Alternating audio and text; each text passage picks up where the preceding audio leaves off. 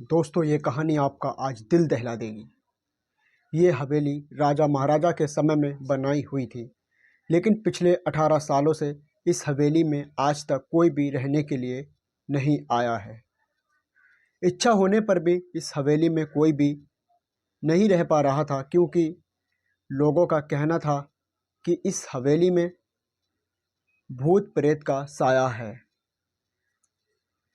जब अजीत सिंह को इस हवेली के बारे में पता चला तो उसने तय किया कि वो इस रहस्य को जानकर ही रहेगा, क्यों लोग इस हवेली में नहीं रह पाते।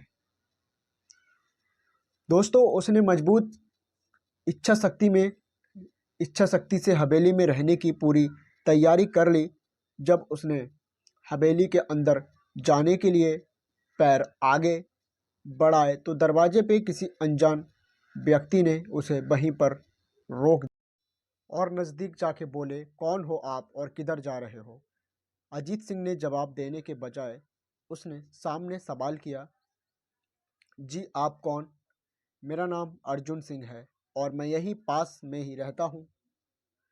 अजीत सिंह ने कहा, ओ अच्छा, मैंने सुना है कि ये एक भूतिया हवेली है और यहाँ कोई नहीं आ पाता है, इसलिए मैं इस हवेली में एक दिन रुकने का फैसला करके आया हूँ। अर्जुन सिंह ने कहा, जी हाँ, आपने सही सुना है और आप भी अंदर मत जाइए, मेरी माने तो आप भी वापस लौट जाइए। यह बहुत खतरा है, यहाँ बहुत खतरा है। ये सुनकर अजीत सिंह खुश हो गया, जैसे उन्हें कोई लॉटरी लग गई हो। अर्जुन ने उसकी खुशी को देखकर बोला, आप क्यों खुश हो रहे हो?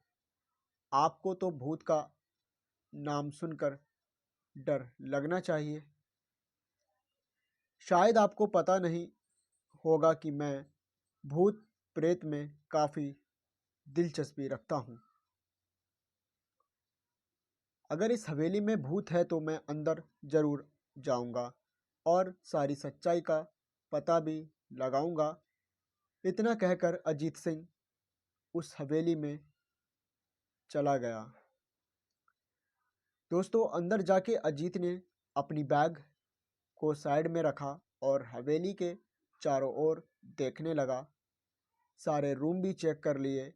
बाद में ड्राइंग रूम में आके सोफे पर बैठ गया। उसने वहां बैठकर दारू के 2-4 पैग पिए। वहीं अचानक उस रूम में लाइट का एक बल्ब चालू बंद होने लगा, लेकिन अजीत ने उस पर ध्यान नहीं दिया। थोड़ी देर बाद दूसरा बल्ब चालू बंद होने लगा। फिर तो हवेली की सारी लाइटें चालू बंद होने लगी। ये सब देखकर अजीत अपनी जगह पे खड़ा हो गया और संपूर्ण सावचेत हो गया। अचानक उसके सामने एक छोटा टेबल हवा में उड़ने लगा। करीबन 6 फुट हवा में ऊपर जाके गोल गोल घूमने लगा और बाद में अजीत की ओर तेजी से आने लगा। अजीत ने तुरंत ही अपनी जगह बदल दी और दूसरी ओर चला गया और वो टेबल वहीं जाके गिरा जहां अजीत खड़ा हुआ था। अजीत कुछ समझ पाता उतने में सोफे की सीट उसकी ओर आने लगी। वो जल्द खड़ा हो गया और छलांग लगा के दूसरी ओर कूद गया, जिसके कारण सोफा दीवार को टकराया और अजीत बच गया।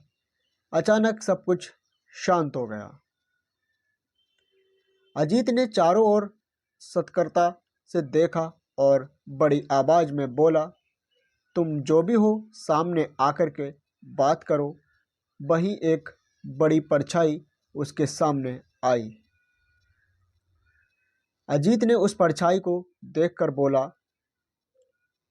कौन हो तुम और क्यों मुझे मारना चाहते हो? परछाई, तुम्हारी भूल के कारण। अजीत, मेरी भूल? मैंने कौन सी भूल की परछाई? इस हवेली में आने की भूल। मैं किसी को भी इस हवेली में खुश नहीं देख सकता अजीत। लेकिन क्यों? वो पतशाही ने जवाब दिया। आज से 18 साल पहले इस हवेली के मालिक ने मुझे यहीं पे ही मार डाला था। मेरी कोई गलती भी नहीं थी। इस कारण की वजह से मेरी आत्मा इस हवेली में भटकती रहती है। मैं किसी को भी इस हवेली में नहीं रहने दूंगा, क्योंकि इस हवेली में मेरा खून हुआ था। इस हवेली में जो भी रहने के लिए आएगा उसकी मौत होगी। अजीत ने कहा, मैं तुम्हें अपने असली रूम में देखना चाहता हूँ। तुम्हें मारने से पहले मैं तेरी ये इच्छा अवश्य पूरी करूँगा। और उस पर्चे ने एक भयानक दरमियाना रूप ले लिया। उसका चेहरा इतना भयानक था कि अजीत भी एक क्षण के लिए डर गया। लेकिन दूसरे ही क्षण में उसने अपने आप पर काबू पा कर लिया। बाद में उसने अपनी जेब में से सफ़ेद पाउडर निकाला और उस भूत के ऊपर फेंक दिया।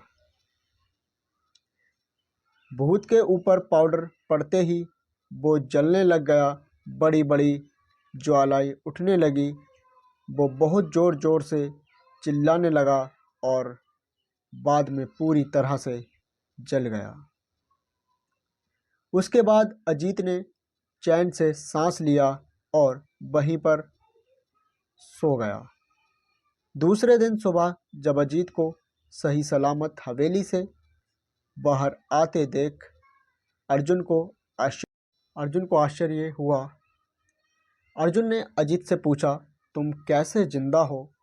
जब अजीत ने अर्जुन को कल रात को घटी घटना को पूरी तरह से बताया और बोला, अब ये हवेली भूतिया हवेली नहीं रही। दोस्तों, आपको ये कहानी राजस्थान के कोटा की भूतिया हवेली कैसी लगी? प्लीज़ हमें कमेंट करके ज़रूर बताइए। अगर आपको हमारी कहानी का कोई भी पार्ट अच्छा लगा हो तो आप हमारे चैनल को सब्सक्राइब करिएगा। हम आपको इसकी चैनल के माध्यम से इसी तरीके से बहुत बहुत अच्छी वीडियो आपको लाते रहेंगे। और क्योंकि आप लोग वीडियो देख लेते हैं, चैनल को सब्सक्राइब नहीं करते हैं, तो हम आपसे आशा करते हैं प्लीज़ आप हमारे चैनल को सब्सक्राइब करिएगा। और हम आपको अपने चैनल के माध्यम से बहुत बहुत अच्छी स्टोरीज़ वीडियो लेकर आते रहेंगे। तो दोस्तों, मिलते हैं आपके साथ एक नई वीडियो के साथ। तो जब तक हमारे चैनल पर बने रहिएगा और इसी तरीके से अपना प्यार देते रहिएगा। धन्यवाद दोस्तों।